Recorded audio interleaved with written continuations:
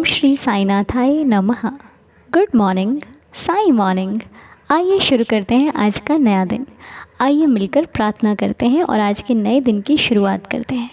आशा करती हूँ कि आप लोग स्वस्थ और मस्त होंगे और बाबा के श्री चरणों में प्रार्थना भी करती हूँ कि आप लोग हमेशा स्वस्थ और हमेशा मस्त रहो, मग्न रहो धुन में, बाबा की धुन में। और इस धुन में मगन रहने का आनंद पता कितना है, पूछिए ही मत। मैं कहती हूँ जिसने इनकी धुन को पकड़ लिया ना, उसे फिर कोई और धुन रासी नहीं आएगी। वो कहेगा भाई हम तो रंग चुके हैं साईं रंग में, अब कोई दूसरा रंग चढ़ जाए ये मुमकिन नहीं है।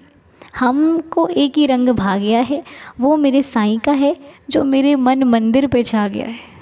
अब मेरी रूह तक पहुँच चुका है, अब बताओ कैसे निकालें इसको। जो रूह तक जा चुका है वो थोड़ी निकलता है। तो मैंने अपनी ज़िंदगी अपने बाबा के चरणों पे सौंप दी और कह दिया है कि देवा, इस जीवन के कर्ता धर्ता आप हैं। अब ये जीवन आपके सहारे है। मेरी बुरी आदतों को मैंने आपके चरणों पर छोड़ दिया है, क्योंकि ये मुझे नहीं चाहिए और कोई और इनको बर्दाश्त नहीं कर सकता। तो इनको हटाने वाले सिर्फ़ और सिर्फ आप हैं। मेरी बुरी आदतों को, मेरे गलत आचरण को, मुझे जो गलत विचार आते हैं, मैं गलत जो कार्य करती हूँ या फिर करता हूँ, वो सिर्फ़ आप दूर कर सकते हो। इसलिए मैंने अपनी हर एक अवगुणों को आपके चरणों पर छोड़ दिया। प्रभु दूर कर दीजिए, मुझे खुद को नहीं अच्छे लग रहे अब। इसलिए अब मेरी ज़िंदगी बाबा चला रहे, बाबा के हिसाब से चल रही है। तो जो हो रहा है उनकी मर्ज़ी से हो रहा है। मेरा सुख, मेरा दुख, मेरी जीवन की हर एक परिस्थिति मेरे बस में कुछ नहीं है। मेरा काम है सिर्फ कार्य करना, सुबह उठना, प्रार्थना करना और बाकी के दिन के सारे काम को कंप्लीट करना। ये मेरा काम है। मेरा काम है कर्तव्य करना। कर्तव्य करो और छोड़ दो, रिज़ल्ट क्या होगा वो बाबा जानते हैं। अब बताइए इसमें कितने हम लोग फ्री रहेंगे ना। हमने काम किया और मुड़ के नहीं देखा, बाबा पर छोड़ दिया। वो देख रहा है ना। अब सब कुछ मैं ही देखूँ तो साईं क्या देखेंगे। सारी चिंता मैं करूं तो बाबा क्या करेंगे मेरी चिंता। नहीं नहीं, हमें कर्म करना है, कर्तव्य करना है। बाकी जो चिंता है वो साईनाथ स्वयं कर रहे हैं। बिल्कुल बस इसी प्रकार हम हर रोज़ अपने साईं से बात करते हैं, बाबा से प्रार्थना करते हैं और जीवन में हर एक दिन आगे बढ़ते हैं। एक एक दिन बीत रहा है, एक एक दिन हमारे जीवन में हमें आगे लेकर जा रहा है और इस आगे जाने में हम बहुत कुछ पीछे भी छोड़ जा रहे हैं। इसीलिए मेरा कहने का मतलब ये है कि एक भी पल ऐसा मत छोड़ना जिसे बाद में ये कहना पड़े कि काश वो पल जी लेते। ठीक है, मेरी बात को समझे आप। कोई पल लाइफ का ऐसा नहीं जाना चाहिए जिसे आप आनंद से ना जियो। हर एक पल को सेलिब्रेट करो, क्योंकि ये लौट कर नहीं आएगा। एक बार जो चला गया मालूम नहीं दोबारा मिले ना मिले। और लाइफ में कुछ चीज़ें जो नहीं पसंद है ना, जो चीज़ें नहीं भाती, अच्छी नहीं लगती, अरे मेरे को मतलब नहीं, उनको भी किसी ना किसी तरीके से कुछ बुरा बिना कहे उन्हें जियो और आगे बढ़ो। क्योंकि देखिए कुछ यहाँ पे ठहरने वाला नहीं है। आज है कल हमारे पास नहीं होगा, कल था आज हमारे पास नहीं है। होता है ना ऐसा। इसलिए मेरा कहने का आपको सिर्फ इतना सा है कि जो अभी है वही पल सबसे ज़्यादा खूबसूरत है। इस पल को बिल्कुल बेहतरीन बना दीजिए। कुछ नहीं कर सकते तो ईश्वर का नाम ले लीजिए, बेहतरीन बन जाएगा बस। और आप लोगों के कुछ कमेंट्स ऐसे होते हैं, भाई हम भगवान का नाम लेते तो बड़े लोग कहते हैं क्या भगवान का कर रहा है, तुम तो एकदम भक्ति वाले ही हो गए हो, चाहे तुम इतनी करते नहीं हो लेकिन बन रहे हो। ये बोलते हैं लोग कुछ लोगों को। मेरे को कमेंट्स भी आए हैं और मैसेजेस भी आए हैं। तो देखो आप दूसरों की बातों को इतना क्यों मानते हो, क्यों मानते हो। वो कह देगा कुछ भी तो क्या मान जाओगे आप। अरे उसको मालूम नहीं है कि आप कितना अच्छा काम कर रहे हो। अगर उसको पता लग जाएगा ना कि इसका बेनिफिट क्या है, वो आपको छोड़ के खुद भी करने लग जाएगा, लेकिन अभी क्या है उसको मालूम नहीं है, वो इस चीज़ से वाकिफ़ नहीं है, इसीलिए वो ऐसा बोल रहा है। अगर उसको पता लग जाए ना कि आप कितना लाभ उठा रहे हो भगवान का नाम लेकर के, मैं कहती हूँ वो साथ चल देगा आपके कि चल भाई मैं भी लूँगा, मैं भी लेती हूँ नाम। जब जिस चीज़ के बारे में हमको जानकारी नहीं होती, हम क्या कहते हैं ये तो ऐसे ही है, और जैसे ही हमें पता लगता है कि वो तो इतनी ज़्यादा अच्छी है, लाभदायक है, इतने उसमें गुण हैं, हम छोड़ते हैं किसी के लिए? नहीं ना, अपने को चाहिए सबसे पहले उस पर जाके अपना हक जताते हैं, नहीं मेरी है। तो जब जिसको जिसकी गुणवत्ता का मालूम ही नहीं है वो क्या बताएगा उसको पता ही नहीं है, वो तो कह रहा है ये तो एमी है, एमी नहीं है, बहुत पावरफुल है। आप उसको समझाइए एक बार कि देख ईश्वर का नाम छोटी बात नहीं है, बहुत बड़ी बात है। और जब वो ना समझे तो आप अपना काम कीजिए, वो नहीं समझ पाएगा, जब तक ईश्वर की मर्ज़ी नहीं है ना वो नहीं ले पाएगा। आपकी मर्ज़ी नहीं है किसी को कोई सामान देने की, कोई व्यक्ति दे देगा आपका? नहीं ना, क्योंकि आपकी इच्छा ही नहीं है। वैसे ही वो उस ईश्वर का नाम है, उसकी नहीं है मर्ज़ी अभी उसको नाम जाप करवाने की या फिर उसको अपनी शरण में लगाने की, नहीं लगा रहा। आपने अपना कर्तव्य किया, एक बार उसको बता दिया, भविष्य में जब वो लेगा ना आपको याद करेगा कि उस व्यक्ति ने मुझे बोला था, अगर मैं तब कर लेता तो शायद अब तक सुधर जाता। बस। लेकिन आप किसी की बातों में आके मत कीजिए, आपको तो उसका फल पता है ना, आपको तो पता है ना कि देवा क्या करते हैं मेरे लिए, उसको क्या मालूम। वो अभी बस ईश्वर से प्रार्थना कीजिए कि प्रभु इसको भी सद्बुद्धि दीजिए, अपने मार्ग पर लगाइए, ताकि ये जो नहीं जानता है इसको भी समझाइए कि आपके नाम में कितनी शक्ति है। बस, वो बहुत दयालु है, वो सबको माफ़ कर देता है।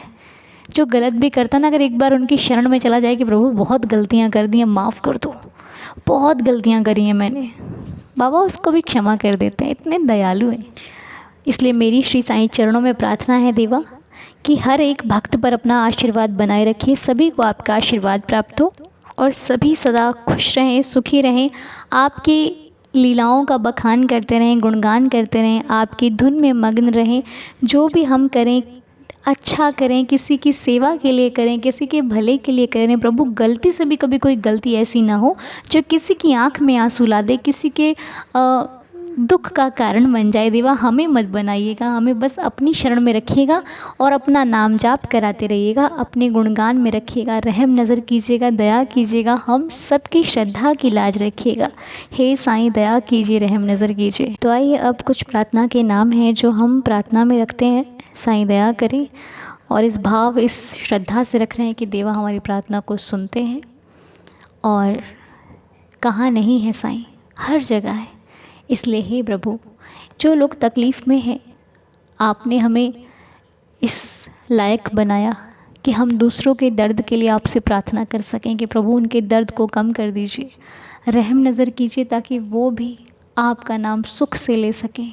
जो परेशानियां हैं उन परेशानियों से दूर होकर आपकी शरण में आकर वो आनंद का अनुभव कर सकें जो हम सभी साईं भक्त कर रहे हैं। हे देवा, अपनी कृपा दृष्टि से उनके दुख दर्दों को ख़त्म कर दीजिए, उन्हें माफ़ कर दीजिए जिन्होंने कुछ गलतियां करी हैं। आप तो दयालु हो देवा, आप तो सबकी पुकार सुनते हो, हमारी भी सुनिएगा। तो आज की प्रार्थना के नाम में बाबा के श्री चरणों पर हम सभी रखते हैं। तो जो नाम है उनमें से सबसे पहले हम जिनके लिए प्रार्थना कर रहे हैं वो नाम है गजानन जी का। हम बाबा से प्रार्थना करते हैं कि देवा गजानन भैया पर कृपा करना, वो स्वस्थ रहें, उनके जीवन में जो कठिनाई जो परेशानियां हैं उस आपकी कृपा से प्रभु क्या नहीं ठीक हो सकता। आपकी दया जिस पर पड़ जाए उसके सारे दुख दर्द खत्म हो जाते हैं। हे मेरे साईं, आपकी ऊदी में बहुत शक्ति है, ये ऊदी का सेवन करें और उससे इनकी जो तकलीफ़ें हैं वो धीरे धीरे कम होनी शुरू हो जाए। मेरे साईं दया करें, रहम नज़र करना। मैं इन भैया से कहना चाहूँगी, यदि आपके पास बाबा की विभूति है, ऊदी है, आप लगाना शुरू कीजिए और भाव से लगाइएगा। भाव जितना आपका ज़्यादा होगा, कृपा उतनी ही ज़्यादा होगी। ठीक है। और आज भावना देवनानी जी का बर्थडे है। भावना जी हैप्पी बर्थडे। साईं जी आपको खुश रखें, हेल्दी और हैप्पी रखें। बाबा की असीम कृपा से आपका जीवन खुशियों से भरपूर बना रहे। जो चाहते हो लाइफ में हर एक खुशी मिले, सब सुख मिले आपको, जो आपकी हर एक विश है वो पूरी हो, मेरी श्री साईं चरणों में प्रार्थना है। Once again happy birthday. और आंटी जी हैं दीपाली गुरंग आंटी जी, जिनकी सेहत अच्छी नहीं है, कुछ परेशानियां हैं। हम बाबा से प्रार्थना करते हैं कि देवा दीपाली गुरंग आंटी जी की परेशानियां खत्म हो जाएं, वो स्वस्थ हो जाएं, मस्त हो जाएं, और आपकी कृपा से वो सदैव खुश रहें, तंदुरुस्त रहें। हमारी आपके श्री चरणों में ये प्रार्थना है। और आज सोमा गुप्ता जी का जन्मदिन है। सोमा जी बहुत सारी शुभकामनाएं आपको आपके जन्मदिन की। मेरा साईं आपको सदा खुश रखे, हेल्दी और हैप्पी रखे। बाबा की असीम कृपा से आप सदा मुस्कुराते रहो, आपके जीवन आपके परिवार में सदा खुशियों का आगमन होता रहे। जो चाहते हो मेरे साईं आपकी हर मनोकामना इच्छा पूरी करे। मेरी श्री साईं चरणों में ये प्रार्थना है, साईं दया करे। और आज हमारे बलराज भैया का बर्थडे है। बलराज भैया हैप्पी बर्थडे। साईं जी आपको खुश रखें, हेल्दी और हैप्पी रखें। मेरे भैया के जीवन में सदा खुशियों का आगमन होता रहे। आप सदा खुश रहो, मुस्कुराते रहो, हेल्दी रहो, हैप्पी रहो। जो चाहते हो आपकी हर एक मुराद, हर एक मनोकामना पूरी हो। मैं अपने बाबा से प्रार्थना करती हूँ कि आपको सदा तंदुरुस्त रखें, खुश रखें, और ऐसे ही आपके जीवन में आए दिन खुशियों का आगमन होता रहे।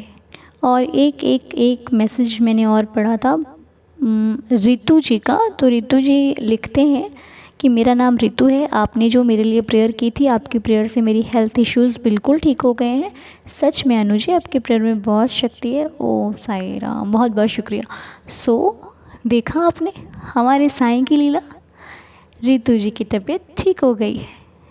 तो हमारी प्रार्थना में शक्ति है, ये कह सकते हैं।